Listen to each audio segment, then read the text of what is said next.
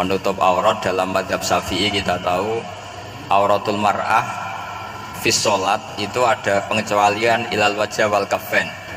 Tapi kalau kharijah sholat adalah jami'u badaniha dalam mazhab Syafi'i. Tapi dalam sebagian ulama mengatakan ilal wajah wal kaffain tetap termasuk istisna di luar sholat.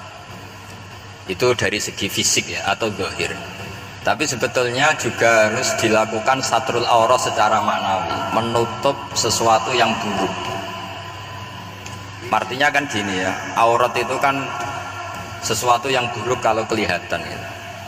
Sehingga misalnya kasus di beberapa negara mungkin fisiknya sudah benar ditutupin tapi mungkin tetap maksiat. Tapi ada yang gugat, yang penting nggak maksiat meskipun buka aurat. Ya keliru, buka aurat sendiri sudah maksiat, itu malah aneh lagi gitu. Tapi yang jelas filosofi hijab atau satrul aurat itu usahakan yang zahir maupun yang apa? Batin.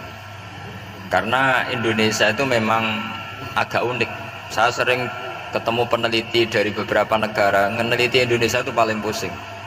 Kadang ada orang yang auratnya biasa datang ke masjid, itu kan bingungkan malaikat, mau ditulis dosa itu ke masjid, mau ditulis toat itu buka aurat. Tidak tahu hitung-hitungannya gimana nanti.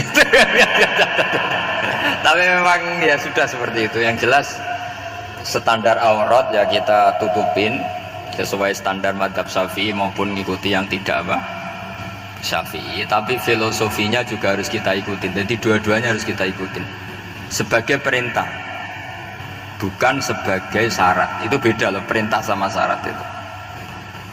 Sebagai perintah, bukan sebagai syarat. Kalau sebagai syarat itu begini, syaratnya orang Islam tuh harus nutupi aurat begini-begini. Nanti kalau yang nggak gitu dianggap tidak Islam, itu menjadi ekstrim. Tapi kalau sifatnya perintah, ya perintah saja. Yang enggak melakukan paling banter dianggap fasikoh atau tidak solihah, tapi tidak sampai menjadi keluar dari Islam. Ya jadi gitu ya. Jadi karena apa ya? Ya sudah seperti itu. Obsesi kita tentu ingin kesolehan, sebagai perintah. Seorang lagi, jangan biasakan kalau ada aturan sebagai syarat. Misalnya gini, kowe nak ora alim ra anakku, itu bahaya. Mosok orang alim terus orang anakku, karena rata-rata orang itu udah alim gitu, nanti terputus dari bapaknya semua. Tapi hanya sifatnya perintah, perintahnya seorang bapak ke kita supaya alim. Makanya ulama mengatakan perintahnya Allah, perintah itu lebih rileks daripada disebut syarat, karena syarat sekali nggak memenuhi menjadi ndak. Makanya Sayyid Muhammad kalau ngarang kitab sering wajibat itu lebih ringan ketimbang apa? Syarat. Jadi beda kalau dalam filosofi ilmu itu. Jadi gampang perintah. Tentu yang nggak melakukan perintah itu ya kurang baik, tapi tidak sampai keluar dari apa? Islam.